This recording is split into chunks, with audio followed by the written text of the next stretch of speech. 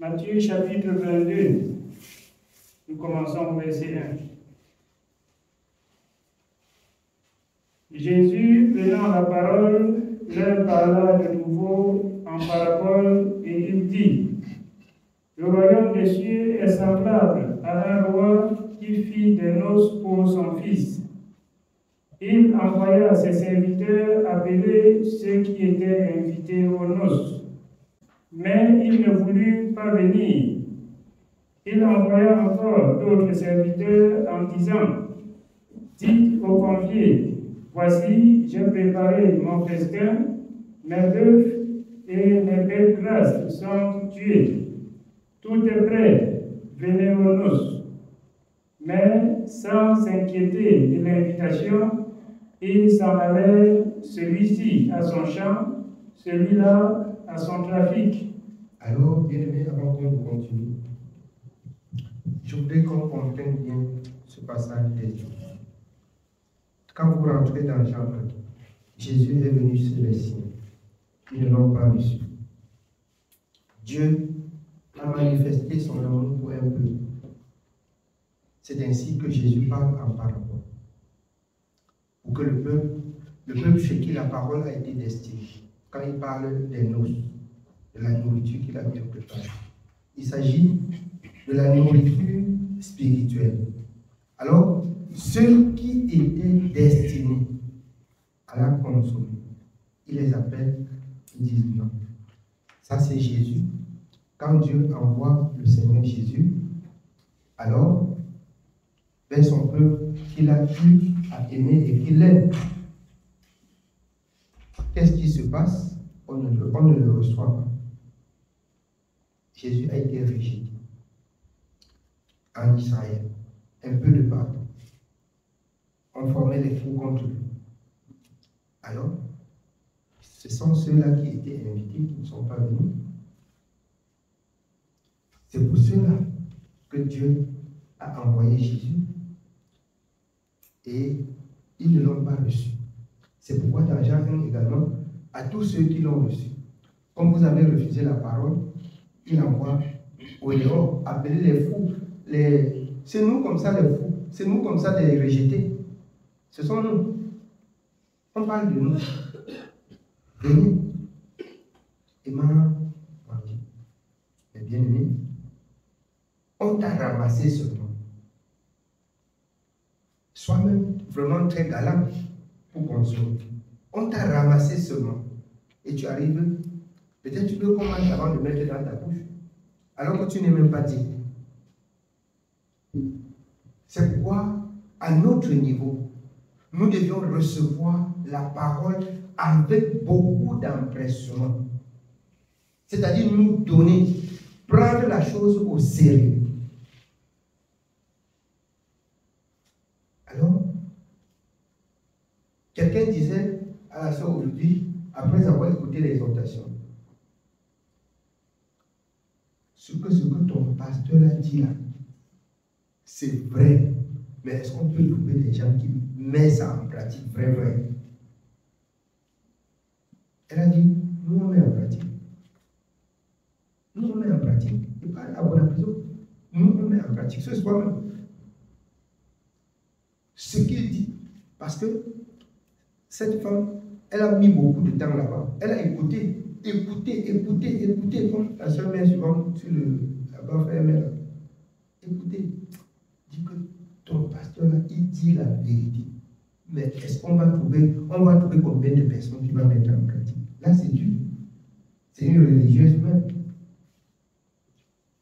Moi, on a ramassé seulement pour venir me mettre quelque part où c'est bien. Je fais même le yanga pour m'asseoir là-bas. Je me couche seulement. Donc, bien aimé, c'est pour dire aux enfants de Dieu. L'amour de Dieu pour nous a débordé. Si bien qu'il n'est pas permis que nous trahissions le Seigneur. Il n'est pas permis. Comme certains jours, avec le péché, on joue un peu à gauche, on joue un peu à droite. On peut trouver que je suis quelqu'un de très exigeant. Je voudrais exiger même à ma chair, comme ça, de servir Dieu. Je voudrais imposer à mon être d'être ce que Dieu veut. C'est mon désir, d'imposer ce que j'entends qui vient de la parole de Dieu à ma vie, à ma chair, à mon esprit. Je voudrais l'imposer. Je vous dis comment, pourquoi. Le Seigneur dit dans le livre, je crois Matthieu 6, le royaume des cieux, il parle que depuis le temps de Jean-Baptiste, le royaume des cieux est forcé. Il n'y a que des violents pour y entrer.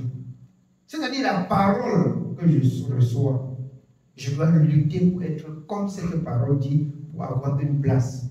C'est de ça qu'il est question. C'est de ça qu'il est question. Chaque personne doit travailler sa vie. Travaillons nos vies. Travaillons nos vies. Je ne voudrais pas que nous dormons et après, quand on dit vraiment c'est l'église du Dieu vivant, on là-bas, il y a le courant, on se voile, on fait ceci, cela. Vous pouvez voiler au dehors, mais qu'au dedans n'est pas voilé, que l'intérieur n'est pas voilé. Le vrai voile, c'est l'intérieur. Vous avez voilé le cœur, si bien que le cœur ne voit pas le mal. Le cœur ne présente pas les paroles détournées. Il faut que le cœur soit voilé. Cette voile, d'autres aussi sur la chair, c'est rien. Ça part du cœur. Si ça part du cœur, ceci doit être important. Mais si ça ne part pas du cœur, vraiment, entrez même dans la Bible versée, jusqu'à on voit seulement vos yeux, Dieu ne sera pas avec vous. Dieu ne sera pas avec vous. Il ne serait pas avec vous. Plus, ce voile est plus spirituel que physique. Parce que le spirituel, quand tu entres dans le spirituel, ce qui est physique doit être bien et accompli. Mais si le spirituel n'est pas, si ton cœur n'est pas attaché à ça, tu attaches quelques jours et quelques jours tu vas jeter. Tu attaches, tu te voiles pour quelques jours, après tu vas jeter. Pourquoi? Parce que ça ne vient pas du cœur.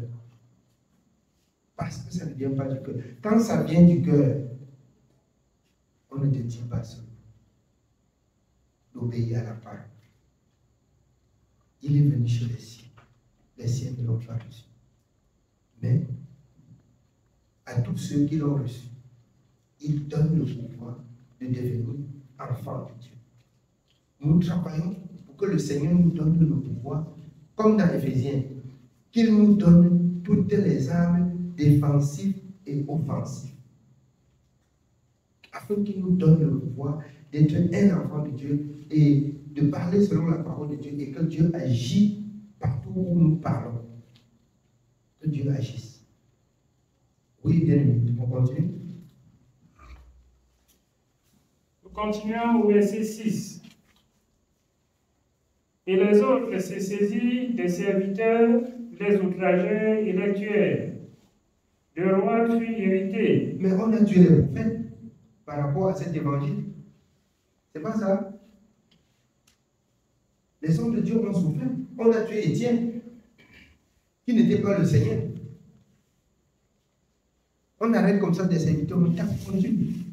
L'apôtre Paul a rendu témoignage. Pendant qu'on tuait Étienne, lui-même il était pour. On le tue. La doctrine ne va pas entrer. Je vous dis en toute vérité, dans votre conduite, dans votre marche, dans le Seigneur, si c'est toujours bien, et que tout le monde a approuvé, sachez qu'il y a un problème. C'est un secret ce soir que je vous donne. Si tout le monde vous accepte, il faut réfléchir, c'est qu'il y a un problème. C'est qu'il y a un problème. On doit lutter contre les enfants de Dieu. Le Seigneur l'a dit, même dans Jean 16. Certains nous feront mourir, croyant rendre un culte agréable à Dieu. Pour vous qui, après quelques petites paroles que vos familles vous envoient, vous dormez sans dormir. Sachez que si vous servez Dieu selon la parole de Dieu, on ne va pas vous accepter. Jusqu'à si tu es enfant de Dieu plein, tu descends partout là, on t'accepte. Il faut poser les questions beaucoup sur ta vie. Il faut poser beaucoup de questions sur ta vie. C'est pas possible. C'est pas possible. Vous seriez persécutés. Vous seriez haïs de tous à cause de mon nom. L'homme aura pour ennemi les gens de sa maison. Dans une maison, l'un se soulèvera contre l'autre. C'est pas ça? Donc, si vous servez Dieu et que ça passe comme sur les roulettes, il faut réfléchir. C'est que vous n'êtes pas au service de Dieu.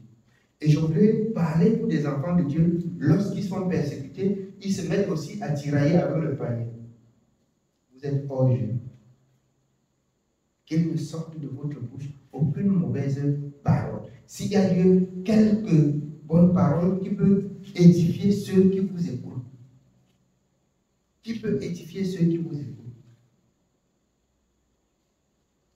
Vous savez, la colère, l'ennemi sait quand il vous agite un peu et que la colère monte, il voudrait que vous péchiez contre lui. Quand la colère monte, il sait qu'il doit avoir des dégâts. Il n'y aurait pas la suite, les dégâts. Et là, tu es hors jeu. Donc, bien-aimé, si tu sais Dieu et tout le monde t'accepte, c'est que toi-même tu constitues un problème pour toute la nation. C'est que tu es un problème. La croissance spirituelle, c'est dans des douleurs, dans des persécutions, vous comprenez l'apôtre Paul.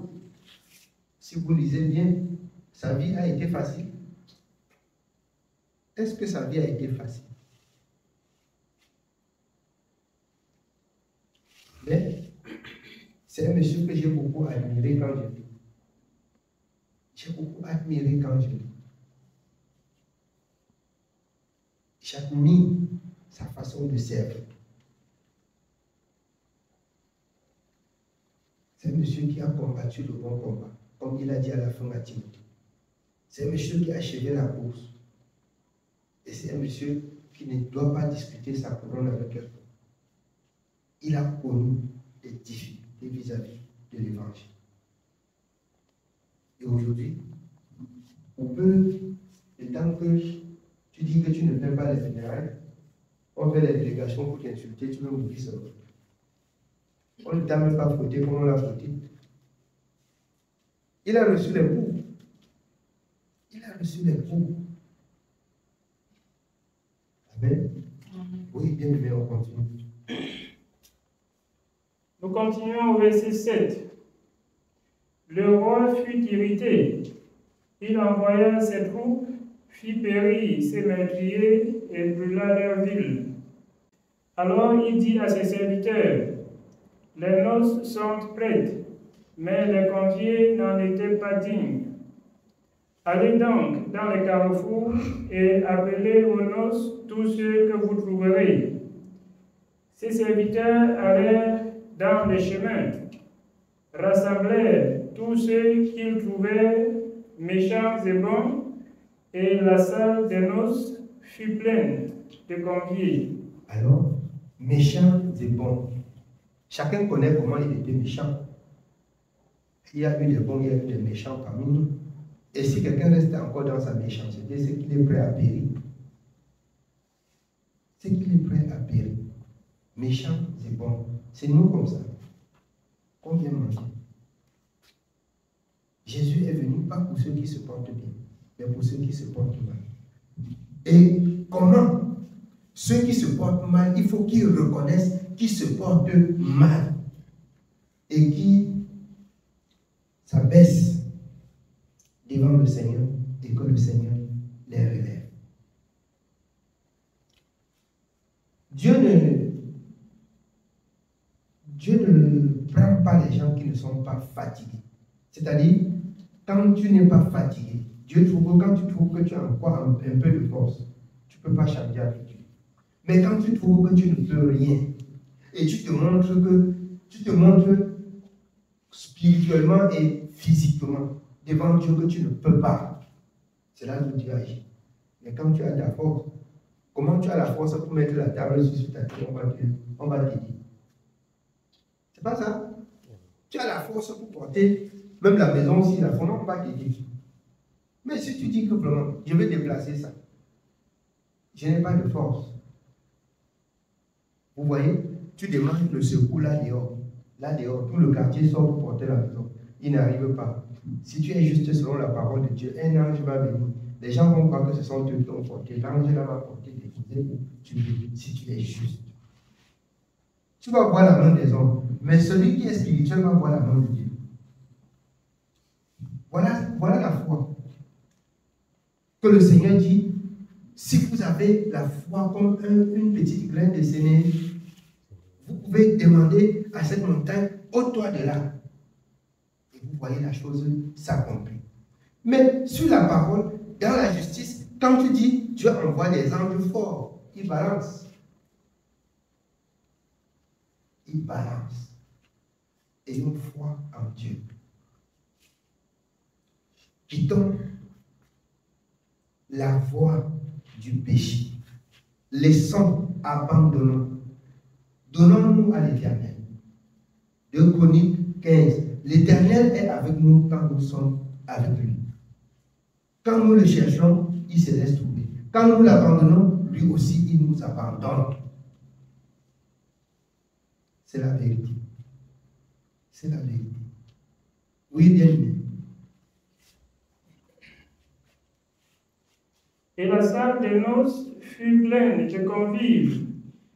Le roi entra pour voir ceux qui étaient à table, et il aperçut là un homme qui n'avait pas revêtu un habit de noces.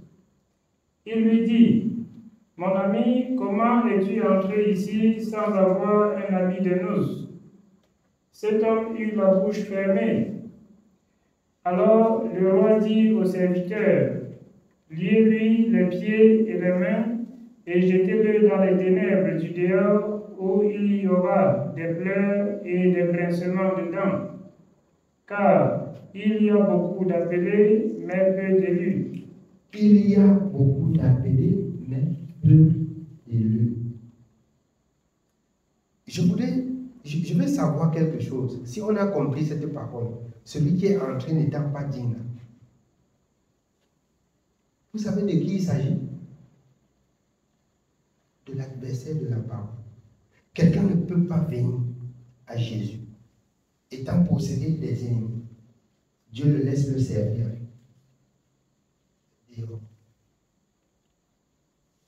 Dehors.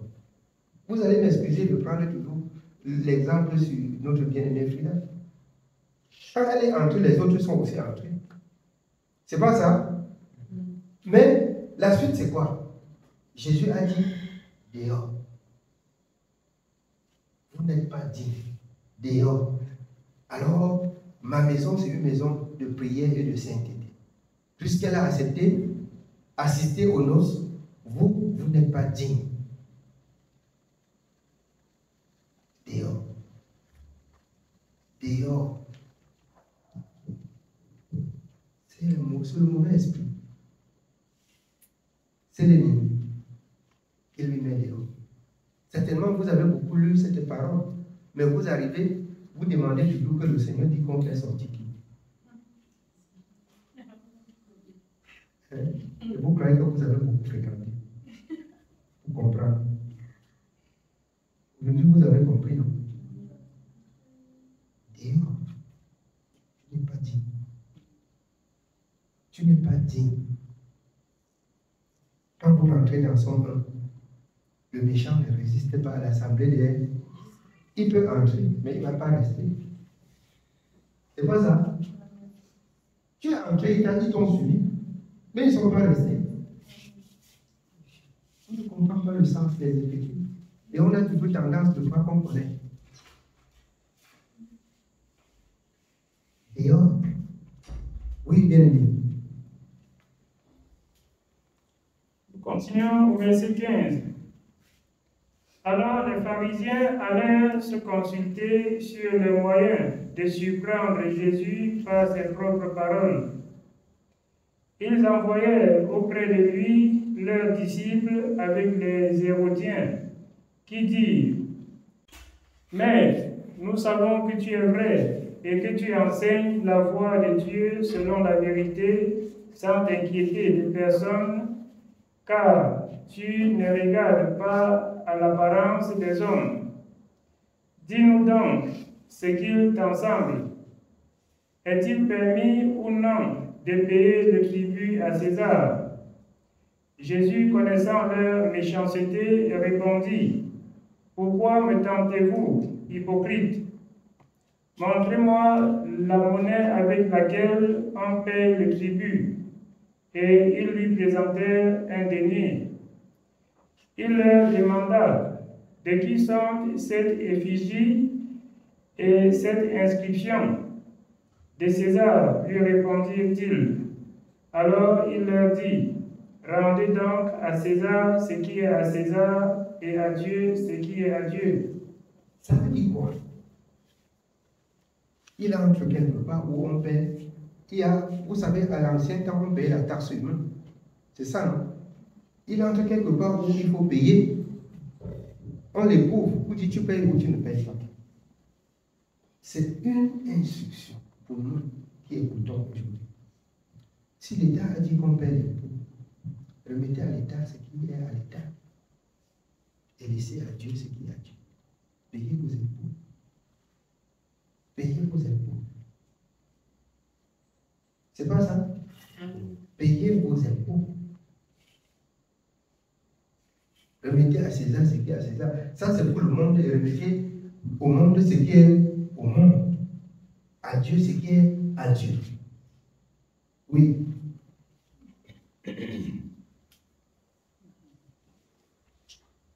Nous continuons au verset 22. Étonnés de ce qu'ils entendaient, ils le quittèrent et s'en allèrent. Le même jour, les Sadducéens qui disent qu'il n'y a point de résurrection vinrent auprès de Jésus et lui firent cette question. Maître, Moïse a dit, si quelqu'un meurt sans enfant, son frère épousera sa veuve et suscitera une postérité à son frère. Or, il y a parmi nous 7 frères. Le premier se maria et mourut, et comme il n'avait pas d'enfant, il laissa sa veuve à son frère. Il en fut de même du second, puis du troisième, jusqu'au 7e. Après eux tous, la femme mourut aussi. À la résurrection, duquel des 7 sera-t-elle donc la femme? Car tous l'ont eu. Alors, ils pensent qu'on part dans le ciel pour le mariage et continuer à marcher en cours. C'est être insensé. On ne part pas dans le ciel pour mener la vie de la terre au ciel. La vie de la terre s'arrête sur la terre. En haut, c'est pour louer Dieu jour et nuit. Tout est disposé. Il n'y a pas de mari et femme là-bas. C'est pourquoi la foi est individuelle. Et le jugement aussi individuel. C'est pas ça? Chaque personne rendra. Tu ne peux pas rendre compte pour toi et ta femme, pour toi et ton enfant, pour toi et ton mari. Tu ne peux pas rendre compte pour lui. Jamais. C'est pourquoi il a dit dans une maison, deux se soulèveront contre un contre un, tout trois contre deux. C'est ça. Chacun rendra compte pour sa part. Si ton mari ou ta femme n'a pas gardé ce que Dieu a dit, c'est son problème, c'est lui qui sera condamné. On ne doit pas au jugement dire que ton mari est où. Non. Ta femme est où. Non. S'il a pris l'autre route et que tu as pris celle-ci, je pense que même le souvenir là, même le souvenir de ton mari ou de ta femme là-bas qui va te quitter, tu vas même te rappeler de ça. Parce que quelqu'un a dit, le ciel est beau et merveilleux, le ciel est beau et merveilleux. Le ciel, tellement c'est beau, tellement c'est bien de vivre là-bas, on a peu la pensée de la terre charnelle. Charnelle. On ne part pas là-bas chercher les femmes. On ne part pas là-bas continuer le mariage. Non. S'il fallait continuer le mariage, les couples mourraient le même jour, ensemble. C'est pas ça.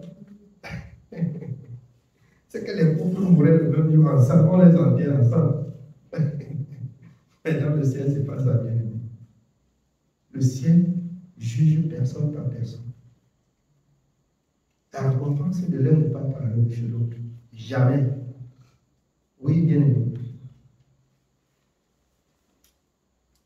Nous continuons au verset 29. Jésus leur répondit, vous êtes dans l'erreur, parce que vous ne comprenez ni les Écritures, ni la puissance de Dieu. Car à la résurrection, les hommes ne prendront point de femmes, ni les femmes de mari, mais ils seront comme des anges de Dieu dans le ciel.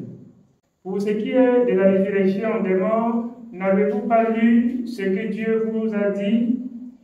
Je suis le Dieu d'Abraham, le Dieu d'Isaac et le Dieu de Jacob. Dieu n'est pas Dieu des morts, mais des vivants. Pour dire, tous ceux dont Dieu sait sont vivants. Il n'est pas le Dieu des morts. Dieu a approuvé les voies d'Abraham, les voies d'Isaac, les voies de Jacob. Imiter cette personne, il n'est pas le Dieu des morts. Or, le salaire du péché, c'est la mort. Et Dieu ne côtoie pas les morts. Dieu ne côtoie pas les morts, mais les vivants. Oui, bien. Au verset 33, la foule qui écoutait fut frappée de l'enseignement de Jésus. Les pharisiens, ayant appris qu'il avait réduit au silence les Sadducéens, se rassemblèrent, et l'un d'eux, docteur de la loi, lui fit cette question pour l'éprouver. Maître, quel est le plus grand commandement de la loi? Jésus lui répondit, tu aimeras le Seigneur ton Dieu de tout ton cœur, de toute ton âme et de toute ta pensée. C'est le premier et le plus grand commandement. Et voici le second qui lui est semblable. Tu aimeras ton prochain comme toi-même. De ces deux commandements dépendent toute la loi et les prophètes. Comme les pharisiens étaient assemblés, Jésus les interrogea en disant, que pensez-vous du Christ? De qui est-il fils? Ils lui répondirent, de David. Et Jésus leur dit, comment donc David, animé par l'Esprit, l'appelle-t-il Seigneur lorsqu'il dit, le Seigneur a dit à mon Seigneur, assieds-toi à ma droite jusqu'à ce que je fasse de tes ennemis ton marchepied. Si donc David l'appelle Seigneur, comment est-il son fils? Nul ne put lui répondre un mot, et depuis ce jour, personne n'osa plus lui poser des questions. Amen. Que Dieu soit béni.